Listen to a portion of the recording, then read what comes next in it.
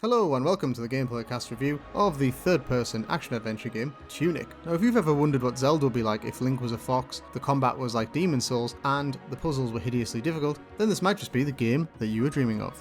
Tunic is a third-person action-adventure game, and at first glance you could be forgiven for thinking its style and colour palette suggest a simple Zelda ripoff. In actuality, this couldn't be further from the truth.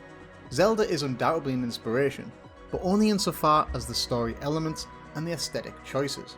Unlike Zelda, the setting can actually be quite dark in places, the combat is quite challenging, almost Souls-like, and the puzzles, well, this game takes puzzles to a level far beyond any Zelda game. So, time for the standard opening question then. Is it worth your hard-earned time and money? This is an easy one to answer. Definitely. The game is really solid, especially when you consider that it was almost completely developed by a single man, Andrew Shouldice. I hope I'm pronouncing that correctly. Who, by the end of this review, I think you will agree did a fantastic job. So let's get into the review and why I think Tunic is worthy of your investment. I think the major element to this game in terms of the story is in fact its puzzles. So it should be no surprise to learn that there isn't any opening story expose or long-winded cutscene. You're quite literally dropped into the game and must figure things out as you go. The game's manual is essentially the driving force, though it's incomplete and you must traverse the world to discover the lost and hidden pages. With each discovery, the new page will give you a combination of gameplay, narrative, location, or puzzle hints. Some of the puzzle hints are usually quite cryptic. There's a reason you can zoom on the manual screen, believe me. How this translates to gameplay is that you gradually uncover items, keys and story hints around freeing a kind of larger ghostly fox lady who's trapped in a geometric prison. This isn't really a spoiler or anything, since the first time you die, and you will die, you will appear in her ghostly realm where she will resurrect you. From here, once you've got the main gist of the story, you can largely leave many of the puzzle elements and focus on the narrative. This is the part of the game that I would say is very Zelda-esque and very much on the beaten path for this kind of game. Although, for a game with such cutesy graphics and an adorable little fox as the main character, elements of the game get quite dark. The query is all I'm saying. There's no voice acting and only very limited cutscenes. Actually, the only major one I can remember is the one you get for completing the game. You could dismiss this as just being symptomatic of an indie game and box it off as there not being enough time, effort and money to expand the game into the more cinematic realms we've become accustomed to. But this would be remiss of you. The intrigue generated by the mysterious elements of the game is what fuels the story and keeps you coming back for more. I didn't mention this previously, but the manual is written in a strange language, giving you only snippets of information in English, so it in itself is a puzzle to be decoded. If you take the time to understand the language, then this translates into the game world, as much of the signs and conversations with NPCs are in the same strange lingo. I think the layers and depth here for an indie game is fantastic, and while the story is progressed by the same set of common events, the puzzles and what each player notices and figures out for themselves will totally make each person's playthrough feel individual to them. The more I think about it, the more I think it's genius. It harks back to what makes video games great. Here's a setting, here's a character, and here's a mystery. Overcome it. That said, those after a more linear and led experience may feel a bit intimidated and put off by the lack of obvious narrative, but all I can say here is to persevere. The payoff of creating your own path to the end is worth it. I've mentioned the puzzles extensively already, but yeah, there are puzzles in this game. Some are very obvious and others are a lot more subtle. On the whole, most of the puzzles consist of a pattern or sequence of some kind to be input at the correct location. So you'll need to have both the correct pattern and the correct location in order to solve the puzzle. To give you an idea, some may literally involve holding the correct button down in the correct location or following some very obvious patterns. Others involve decoding the manual's language or using multiple hints on multiple pages to identify the solution.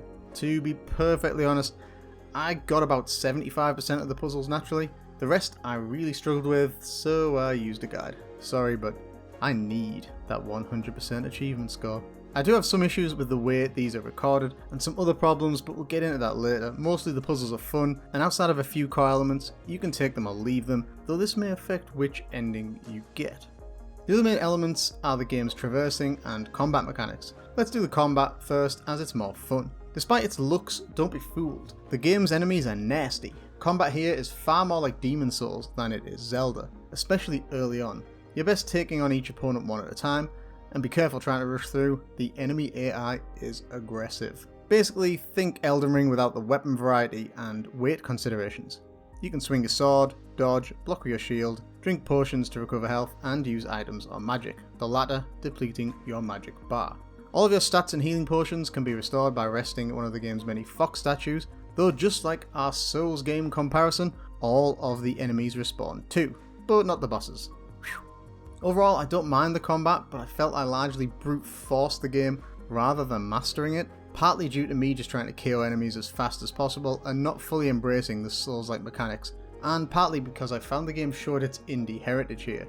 Sometimes I just didn't feel like the combat was as fine-tuned as it could have been. I'd block or dodge an attack and get no reward as the enemy is literally instantly able to get their guard back up. I nearly always felt relieved to kill a boss, rather than satisfied or pride in my perfectly executed battle tactics. That said, some of the items and magic weapons you unlock do make combat much more fun. I found the gun particularly gratifying.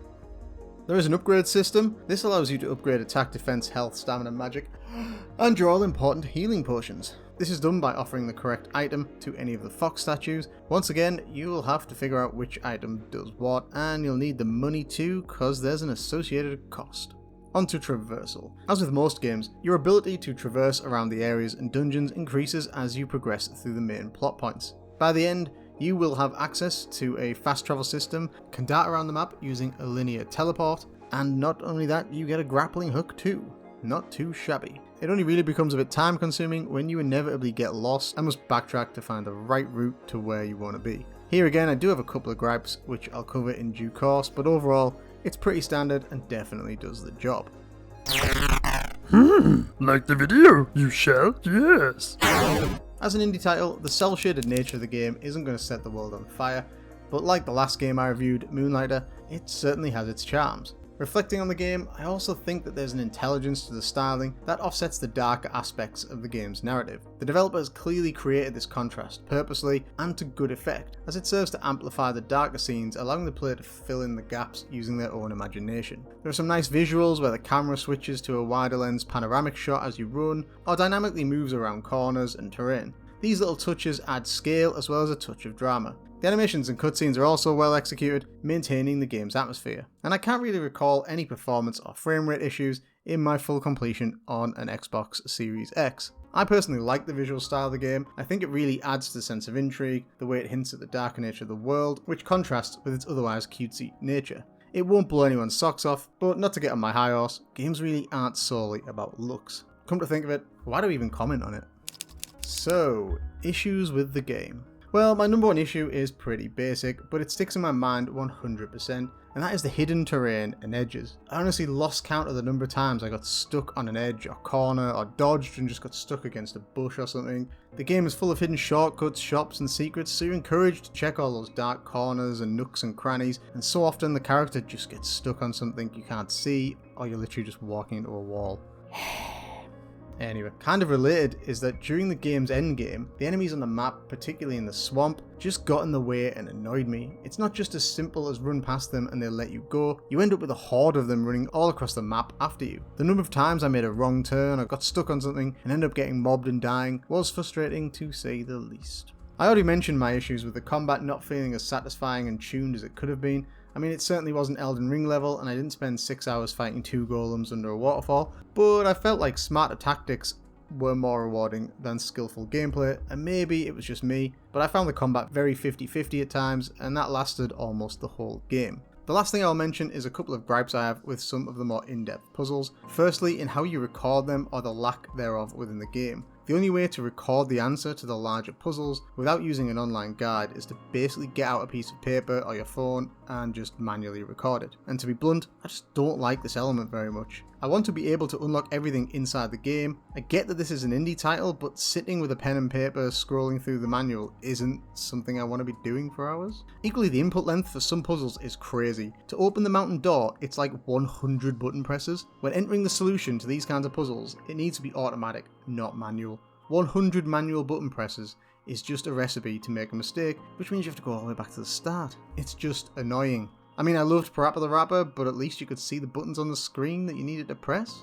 Anyway, time to sum it all up. While I really love the sense of mystery and intrigue this game generates, the game uses a lot of contrasting styles and ideas that create layers of depth that you just don't expect at first glance. The challenging combat is offset against the subtle puzzles and secrets. The cutesy art style contradicts the darker subplot to the game's setting and story, but instead of curdling like out-of-date milk, these elements mix perfectly, capturing the kind of magic that old-school Zelda games pioneered. But it's not a simple copycat.